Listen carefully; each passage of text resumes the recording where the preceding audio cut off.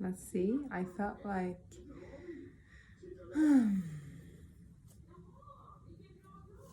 it's been a while since I did some reading, and I figured let's do a reading now, and we'll see. Okay? So this is for anybody watching. I've already energetically cleansed space. And the cards too.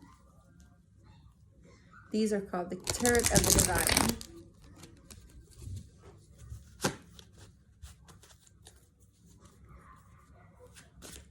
So the current energies for anybody watching, we have the Eight of Swords. The Eight of Swords symbolizes, as you can see, some kind of difficulty, and usually it comes with a mental anguish and mental difficulty. Eight of Swords is a self-composed limitation or self-created trap.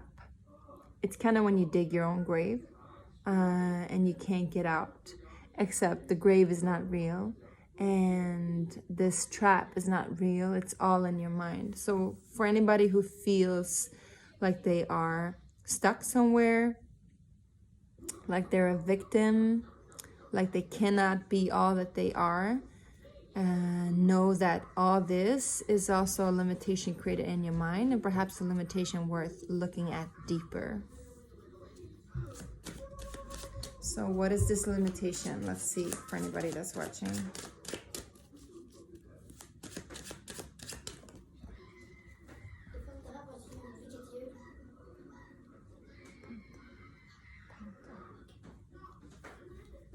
Well, we have the Seven of Swords, which is kind of cool because this is actually, you know, it's the sheep in wolf's clothing, or the wolf in sheep clothing. I don't know why I said the sheep in wolf clothing.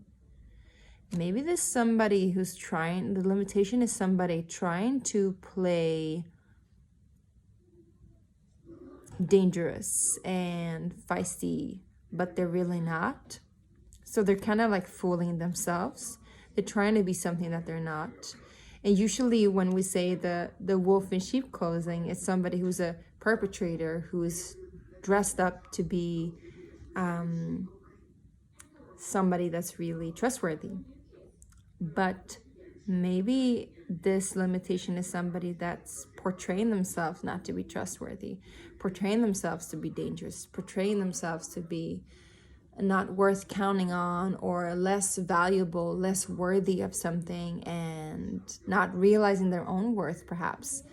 This is what I'm saying and seeing. So the Seven of Swords speaks about, again, fooling ourselves, deception, but it also, you know, goes both ways. It can be you being deceived by somebody else, but it can also be you deceiving yourself. And the thing with deception is that there's never just one person's fault or one-sided deception. Deception goes both ways and always. So if you are deceived by somebody, usually it's also something within you that you need to look at. I'm not saying you're responsible for that somebody else deceives you, but still you are taking the bait, and you need to look at what is it that makes you take the bait. And I'm seeing here that, again, it's somebody playing small, somebody limiting themselves,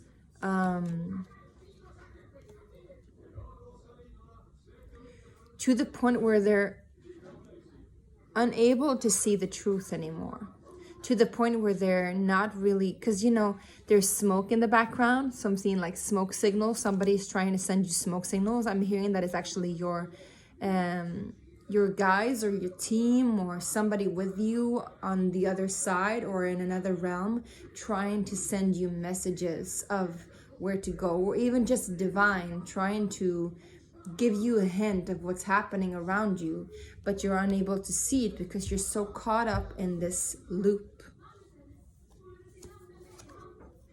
Yeah. And then we have the Six of Swords, which indicates that it's about time to leave this behind, whatever this is. So if you're to some degree playing small, or if you're feeling like you are being deceived, or you're deceiving yourself or deceiving another, the advice is it's time to move on. And let's see in what way you need to move on. Usually the Six of Swords indicates that it's time to move on to calmer waters. Where there's once been stormy waters, it's time to move on to calmer waters. So it indicates a movement. It can also be, it can be actually I'm hearing jumping ships or shifting ships, jumping ships. So it's like you were on one team and then suddenly you're playing for another team.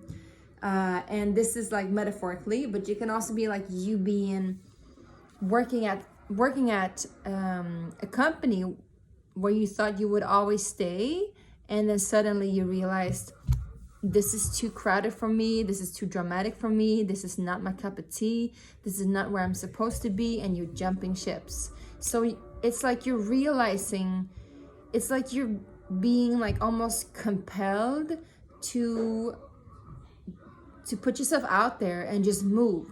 Like you're unable to go back. You're unable to stay in this environment because it's hostile. And the thing that is hostile is not really the environment around you. It's what these circumstances are creating within you. They're kind of like drawing up some kind of limiting beliefs in you, asking you to play along with this narrative in your mind. And I feel like this narrative is something that if this is aligned with you, I'm hearing lone wolf. It's like you've been hiding out in the shadows, or hiding out, always playing small to some degree. So this is a really good thing though, that this is like being pulled out, that this environment is almost like crystallizing you, even though it can seem hostile or seem like it's too much for you or not good for you, or deceiving you, or even imposing on your space or your natural habitat. I'm hearing it's actually there, created for you to see how you're playing small or deceiving yourself to some degree. And for this to be able to happen, we always need to realize what lies within this deception. I'm hearing Mykonos. Let's read what this is about, the Six of Swords. Because usually, because I love this deck, it's super mythological.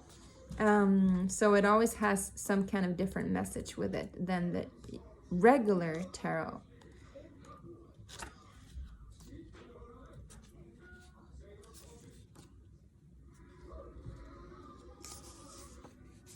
And it's interesting too, you get the 7, the 8, and then the 6 of Swords. So it's almost like you need to go back to something that you have been, it's like you're almost like returning home, I'm hearing, or going back to a place where you were before, that you left behind you, or returning, like you need to return back. You need to circle back to where you came from in order for you to move forward. I'm hearing this 2-step back, 1 step forward. Or 2 steps back, 1 giant leap ahead. So this is depicting the myth of Danae and Perseus from Greek mythology. It says, the 6 of Swords represents leaving behind tumultuous waters for a future that is calm and promising. After being imprisoned by her own father, Danae, her young son Perseus escape. Perseus will eventually grow to defeat the Gorgon Medusa. Now think about that too, about Medusa, because she's kind of like Lilith energy, right? She has been somebody that was trapped in a cave, and with a spell upon her, caused by somebody that did a lot of harm to her, and that actually created her to be a monster out of his lust and his own inability to tap into love.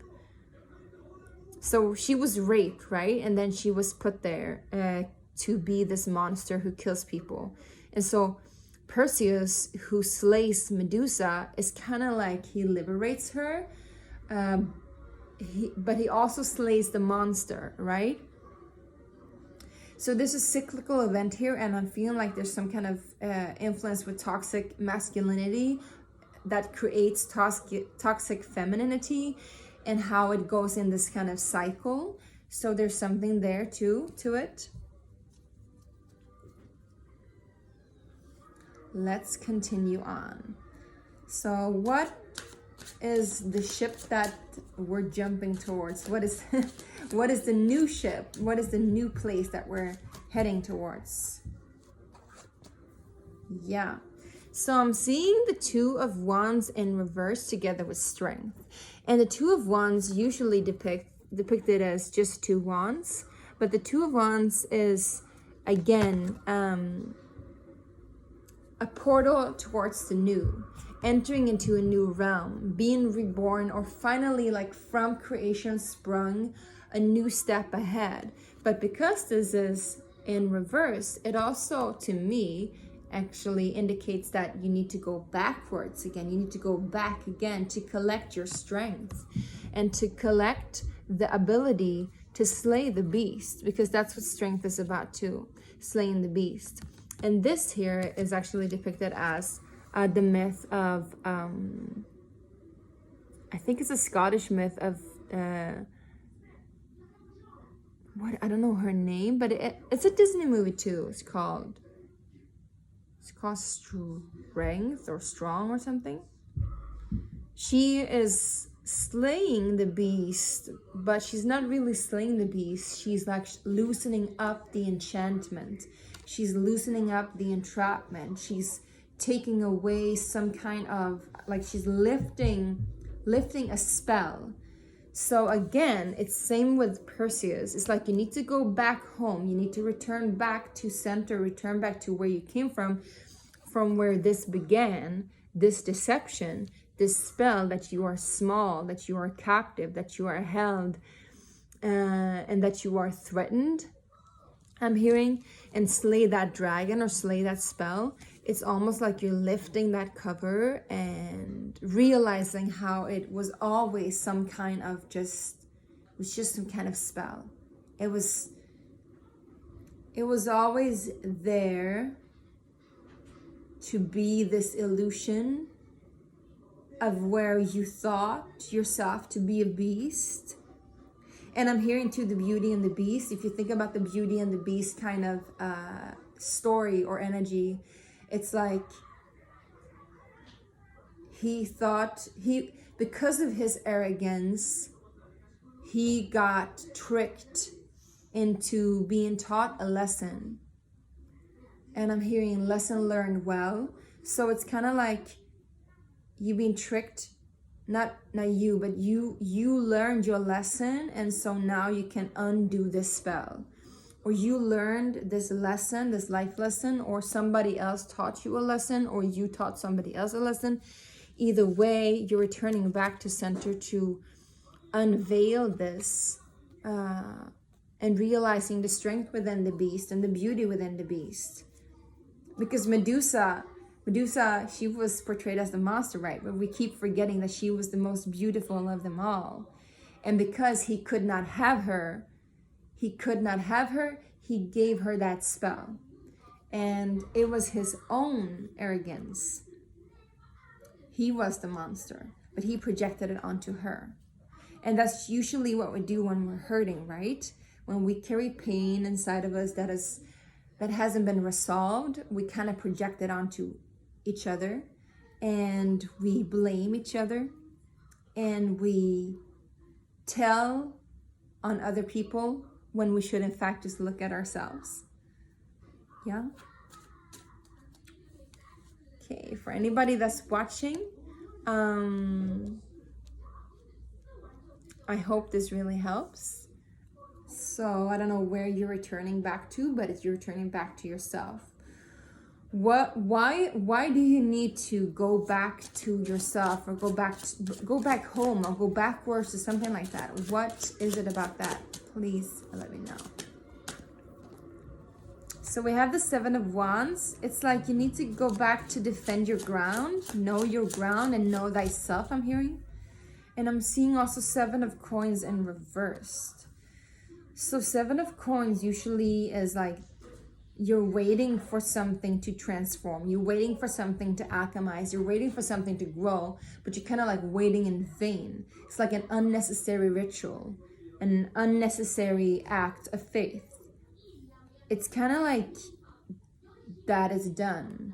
Like the part of where you're fooling yourself into believing that you can have whatever it is that you've been waiting for. You're realizing you're done waiting, or you're done spending your time in this manner, and you're going back to defend your ground and know your ground and know yourself. So what is the advice for anybody that's watching?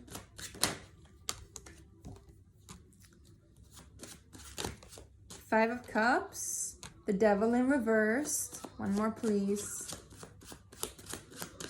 Clarifying the Devil in reverse with the Five of Cups. Yeah, I know what it means already, but let's see if there's anything else here. Oh my God, we're getting Death in reverse and Queen of Cups. Beautiful. All right, so look at how similar these cards are to each other and the combination of them as well. The same with how they came up in reversed and unusual. Sorry, my English is not... All right, so the Five of Cups together with the Devil in reverse. The advice here is that there's something that needs to be, there's a loss, but the loss is being like held inside of you. So there hasn't been enough grief. Maybe there is some kind of loss of something that needs to be grieved. But in that loss, there is also a release. And that release has been long waited for. The Devil in reverse indicates a release of shackles, liberty. It's basically like ego death. And when we have the Death in reverse together with the Queen of Cups, I'm feeling like there's a rebirth. Not only ego death, but a kind of rebirth. Rebirth into like she is the mother of all. She is Yamaya, and so she is like, or is she Oshun maybe? Let's find out. She is the water of the gnosis, the water of the emotion. She is the sea. She's not the waves, she's not the emotion, she's not the fluctuation, but she is the sea. She's the essence of life. So it's like you're going back to get in touch with your emotional center as well. And with your intuition too, I'm hearing. And it's like a rebirth. You're releasing the old shackles, and the ego to some degree needs to die.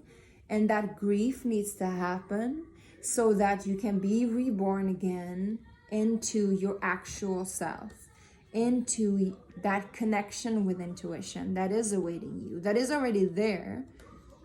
It's just some kind of movement that needs to play out. Interesting.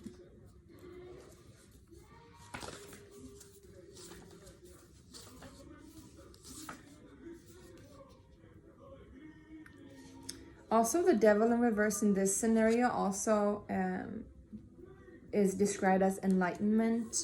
But it can also be, you know, like an act of moving on. And this kind of goes along with the Six of Swords that I was talking about. So it's like a release. It is that release. It is that departion. Is that a word? Departing. But you're departing to come together with yourself deeper. However, the Death in reverse here indicates stagnation and immobility, stubbornness and decay. So there's something that